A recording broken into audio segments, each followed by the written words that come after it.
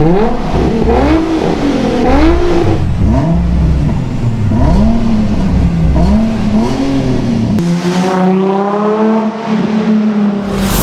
going on, guys, and welcome back to DriveHub.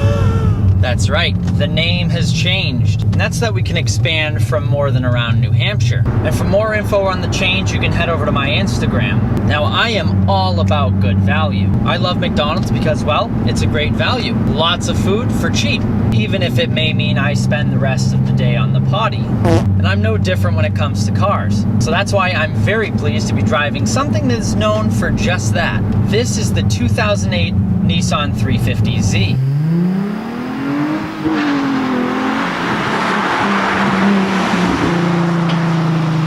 The last year of the Nissan 350Z. And today I'm going to take you on a tour of it and talk about its features and its performance specs. Then we're going to take it on a little shakedown on the beautiful back roads of New Hampshire.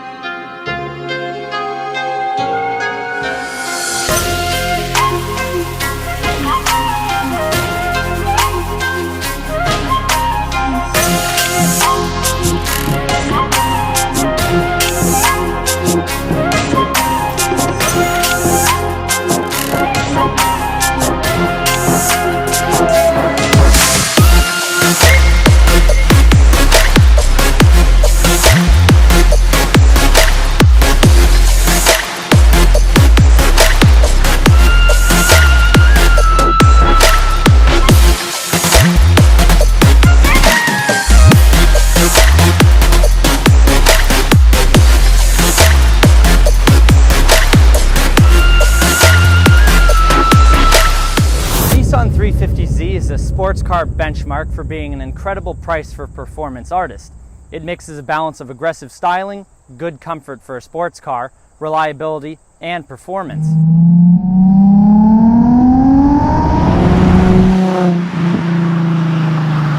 And its younger brothers were no different. In fact, this car merely takes the recipe that made them so popular and re-engineered it to fit in today's world. The division-dividing Datsun 240Z shook up the segment back in 1970 by doing just this.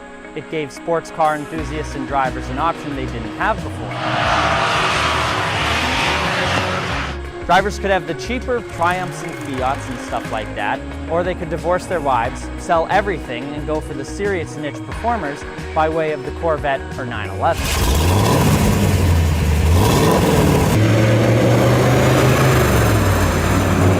The 240Z split the difference and offered a new kind of performance for the money. Fast forward to today, and the Nissan 350Z is no different.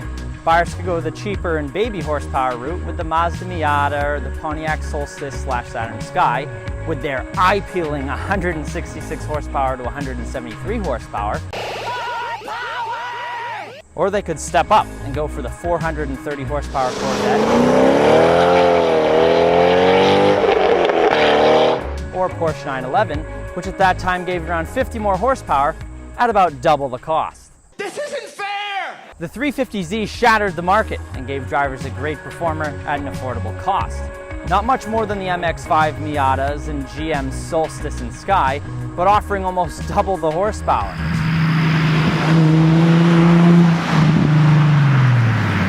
So let's find out then the formula that Nissan used to create such a car.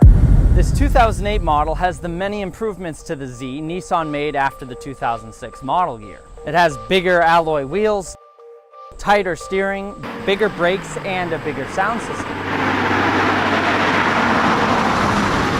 Now, the 350Z was available as a coupe or a roadster. This coupe is finished in the carbon silver metallic, and it's a beautiful color that drapes that sculpted flowing body well. And that was what was very popular about these cars, is their cool design. It's so curvy with the sloped roof lines, bulbous rear quarter panels, and hidden design cues like the tasteful bulge on the hood, reminiscent of the 240Z, and to accommodate the raised deck height of the new engine.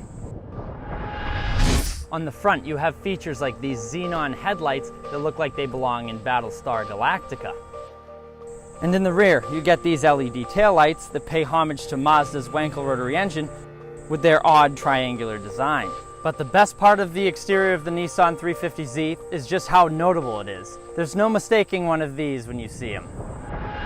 Right, so under the hood is the 3.5 liter VQ35HR High Revolution V6. This replaced the VQ35DE used in the previous generations of the Z up to 2006. It produces 306 brake horsepower at 6,800 RPM and 268 foot-pounds of torque at 4,800 revs.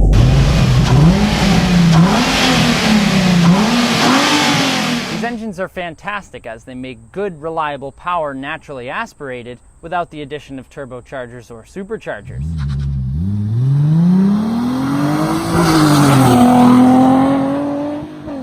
That engine sits in the snout of Nissan's FM platform, which stands for front mid-engine. This means the engine resides just behind the front wheels, which gives good weight distribution, resulting in better handling with the help of its independent front suspension.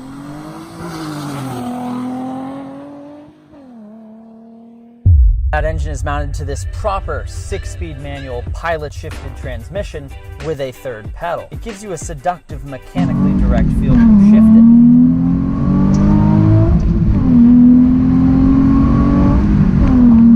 A 5-speed automatic was available for squares. It even puts that power through a carbon fiber drive shaft. Inside the Z, it's obvious you are inside a real deal pure driver's car. The seats are greatly supportive and hold you in well. The driver's seat even has a slight cutaway for better access to the shifter. Directly in front of the driver is a large 9,000 RPM tachometer. And what I like about this is when you go to tilt the steering wheel, the gauges move with it. This allows a crystal clear view of the gauges at all times. I like that a lot. Up to the driver's right and facing toward him are these 3 auxiliary gauges reading off battery voltage, oil pressure, and the last one is selectable. These gauges pay homage to the original 240Z where the similar gauge setup can be seen. Now back to that last selectable gauge. Now this is a very cool feature to have. You can select it to read off regular stats such as speed or fuel range, but there's also a track timer in here for when you decide to bring your Z out for some laps. Along with that, there's also a shift light in the main cluster, and this auxiliary gauge allows you to set the RPM you want to be reminded to shift at. Although the Z's interior might not be crafted from the leather of ostriches from Mars, the interior is tasteful. Everywhere you look at and touch are peppered with pleasant details such as the aluminum door handles and aluminum steering wheel trim. The one thing you do have to look out for in these cars is these black painted panels. They're notorious for chipping. This one is in really good shape with only 38,000 miles, but whatever sort of paint they used is not good and it will chip. Now, as for storage, the Nissan 350Z is actually a hatchback, but rear storage is a little cramped. You have this small area in the back here, but because of that beautifully sloping roofline and this sporty rear strut brace, it is kind of hard to fit things back there. There are instructions on here, thankfully, on how to fit 2 golf bags. Very thoughtful, Nissan. Thank you.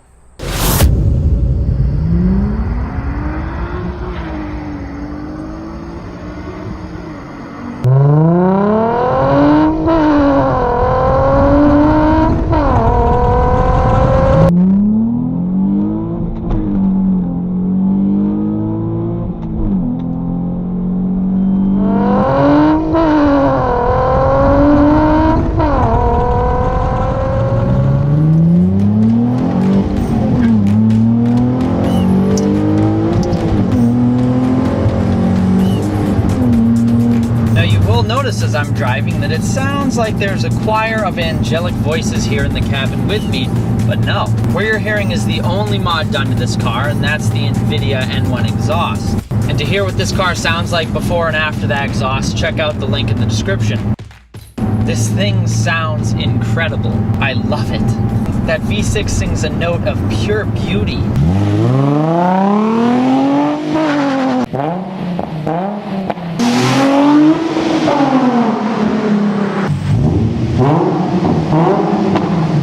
The HR pushes the Z to 60 miles an hour in just over 5 seconds, and will climb all the way up to a limited top speed of just over 150.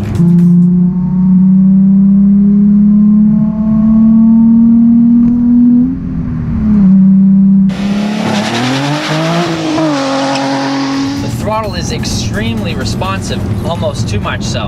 Be careful with that because traction control is an option on the base model, and this doesn't have it. But I kind of like that.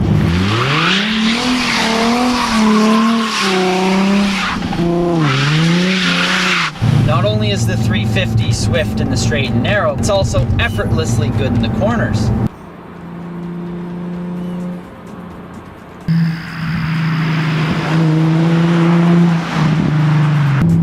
Steering feel is awesome in this thing. It's stiff, this thing, exceptionally stiff. That's why it has a massive strut brace in the front and an even bigger one in the back to take away from your cargo space. Worth it. Definitely worth it. It's rock solid but doesn't creak or squeak. The car feels terrific to control, but it did snack on a little more Twinkies than its cheaper rivals, such as the Miata. At 3,320 pounds, it's not as nimble as the Miata or Solstice for sure, even has a few pounds over the Vette. But regardless, it doesn't boast its weight or make you do extra work to handle its extra poundage. Its control feel is fantastic.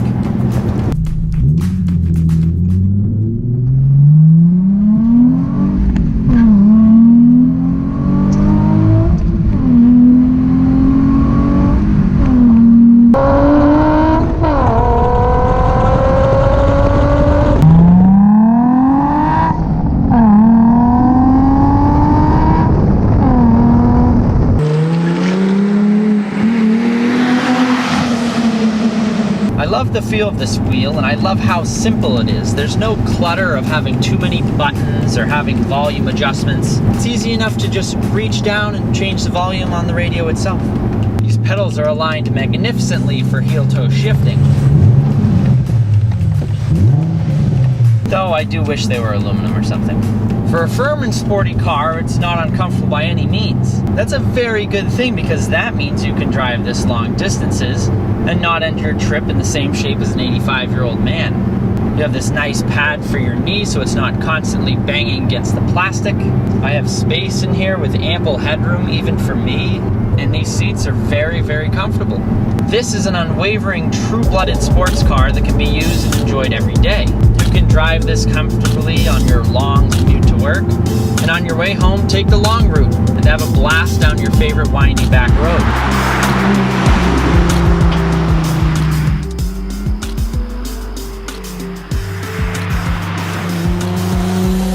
It's a car that delivers more than just good looks. It's a serious performance bargain that gives a visceral experience to drive hard, but able to live with every day. And whether you're on that commute to work, or carving some corners, or blasting down two-lane straights, you can't help but smile. And what more could you ask of a car that puts a big grin on your face? This thing is awesome.